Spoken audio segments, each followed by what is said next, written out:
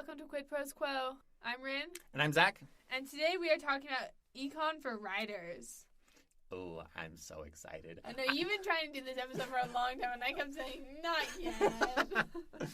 But yes, it's finally come. I help teach American economics as part of my day job. So this is something that I find really interesting and I like talking about, and I'm excited to talk about it in the context of writing.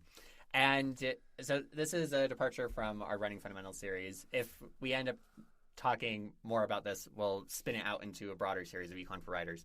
But the purpose of this episode, the thing that we want to cover and hit in this episode is how to make money as a writer from a broad, like top level view of what's going on, the theory behind it, so that you understand why things are the way that they are. So if you want to make money from writing, this episode is for you. Excellent. Let's talk about some vocabulary first. So first, a producer. The producer is the person who makes the good. You, as an author, are the producer. Yeah. The consumer is the person who buys the good. Your readers are consumers. Yep. And market is the space where producers and I can't talk. The market is the space where producers and consumers meet and perform transactions. So, yeah, a market is where your readers are going to come and buy your book. When we're talking about econ, producers, consumers, and markets are the bread and butter. We're going to be talking about them. We're going to use that terminology all throughout. So just remember, the producer is the author, the consumer is the reader, the market is where you buy and sell books. So one of the things that we learn from economics is that people buy the things that they buy because they want to add value to their own lives. That value does not need to be real. There is a real tangible benefit to buying lunch, right? Yes. It is something that feeds you. There is a real intangible value to buying a computer. It facilitates lots of things inside of the modern life. Meanwhile, there are other things that have more perceived value. And there are lots of things that have real value and perceived value with them. If you have followed any of the drama around non-fungible tokens or NFTs, prime example of perceived value, right? Mm-hmm. There is nothing intrinsically valuable about a picture of a monkey wearing a gold chain.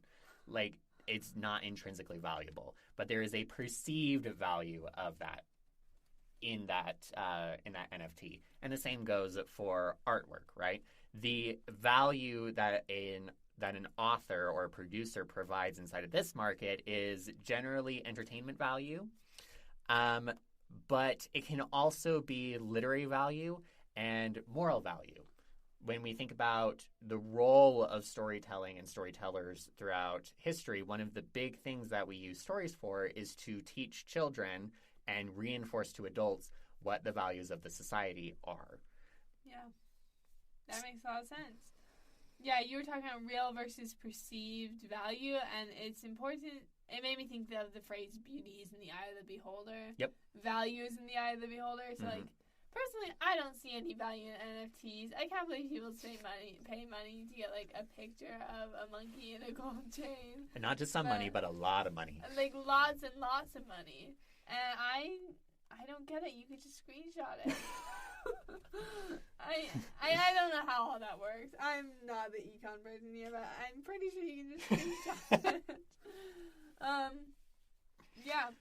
So anyways, because people buy things to add value, producers should produce things that add value to the consumers. Yeah, and so you should be thinking about, first of all, think about who your consumers are, and then think about what values they're looking for. So if you are writing to provide literary value, so you're trying to write the next great American novel, you're writing in the style of J.D. Salinger or Hemingway or Sylvia Plath, if you're trying to do like literary nonsense, please don't be offended. Then you are providing literary value, and you want to find consumers who care about literary value.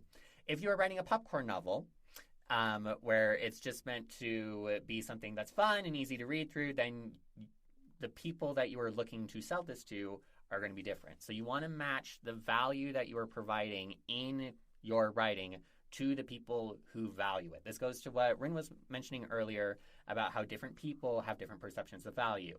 For people who love popcorn novels or who love smutty romance, they are not going to approach a work of, quote, great American literature, end quote, as being valuable. They will think it's boring, and they will think that it's not spicy enough. Whereas a literary critic who decides that who gets the Nobel Prize in literature is going to look at this smutty romance book and be like, there's no theme, or the themes are weak or uninteresting. They are not going to find value inside of that. Yeah, absolutely. This is totally a tangent, and I might cut it out, but like, apparently people are saying John Green's Looking for Alaska is pornography, and I'm like, I actually haven't read Looking for Alaska, but he did a reel on Instagram. I did about see it, that. Yep. and he was like, can we agree that if it is pornography, it's just really bad pornography because it's about grief and like the undying love of friendship or whatever? So know your Prime audience. example. Yep. Know your audience. Yes, that is what knowing your audience is about, is knowing what value you provide and what value other people are looking for. And when you match those, that's where you make money. Yes, absolutely. So as going right along with that, successful authors provide value to their readers. So honing your craft is about getting better at providing value to your readers. So yes, it is important to become a good writer so you can provide better value to your readers. This doesn't always stand in some indie markets, like the fairy tale smut market. Like, it's really big with like indie publishing, and they are just a lot of times, and this is no shade to them, like, you do you, booze. But can you tell Zach and I are not to read fairy tale smut? What? What would give you that impression? But anyways, fairy tale smut authors are like churning out those stories as fast as they can just to like satisfy the demands, and this goes into like supply and demand, which you could talk so much more about than me. But yeah, again, no shade to like any fairy tale smut writers. Like, I respect what you do. It is just not for me. Yeah, exactly. We are not the target audience. Yes. Right. This is economics in practice right here. Yes. So, and that actually goes to something important about writing and honing your craft, is that when you are honing your craft for your market, the rules that you follow may be different. So here's an example. George Lucas writes dialogue that is meant to be a sound effect. This is not an original thought. Stole it from YouTube somewhere.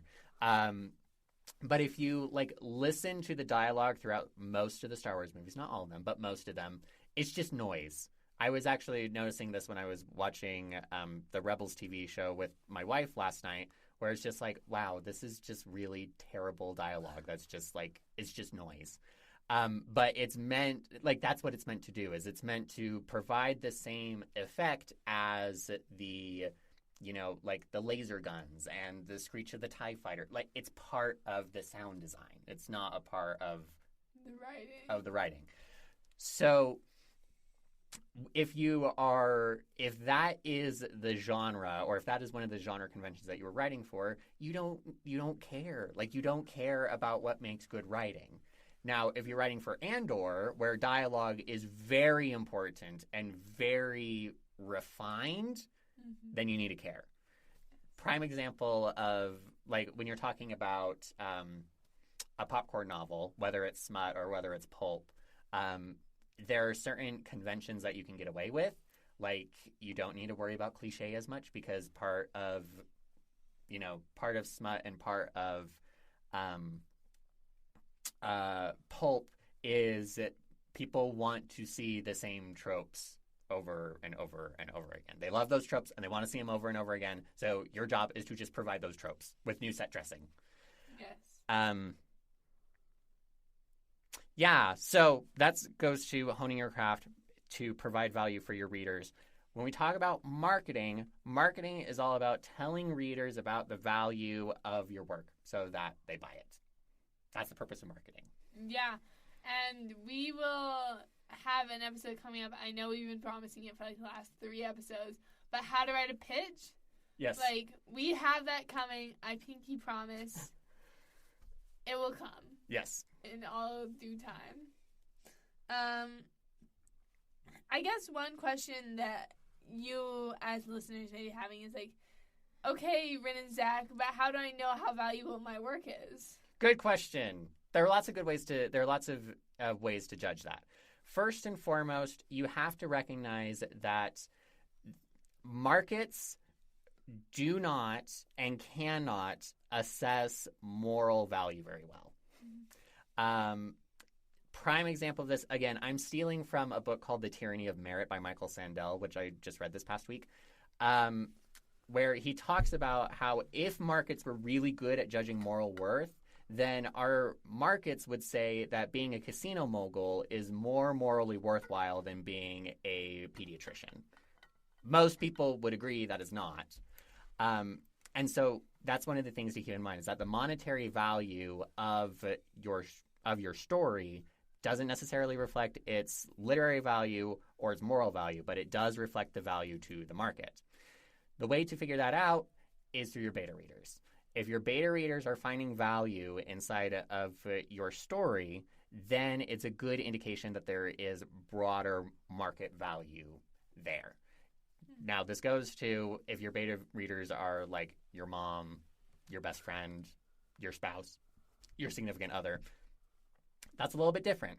And it means that the value that people find inside of it is maybe tied to your relationship. And there's nothing wrong with that. But if we're talking about making money, the market needs to find value in what you're writing. Yes, absolutely. We've done episodes on beta readers, I would just say real quick, like, if you find beta readers who are maybe not quite so partial to you, or at least not partial to the work you're reading, like my latest novel, Witch's Blood, is not my dad's type of novel. He does not read YA, lesbian witches, and fairy-less girls. Like, he just doesn't. But he was like, well, I'll read it because you're my kid, but like, not my cup of tea. Not my cup of tea. And then he actually really liked it. Which he's like, I never thought I would have picked it up in the first place, and now I'm kind of wanting a second book. And I'm like, love to hear it. That's love awesome. To hear it. Yeah, isn't that exciting? And I was like, this is the most resounding endorsement I can get. My dad liked my lesbian YA novel. That is really cool. Yeah. Anyways, that's all I've got for this introductory episode for Econ for Writers. Let us know if you want more Econ for Writers in the comments on Substack. I think I can put like a Spotify Q&A up now. Yeah, or you can email us, reach out to us on Instagram at Quid Pros Quo podcast. Whatever. If you're interested, let us know. We'll do more. Yes, we would love to do more for you.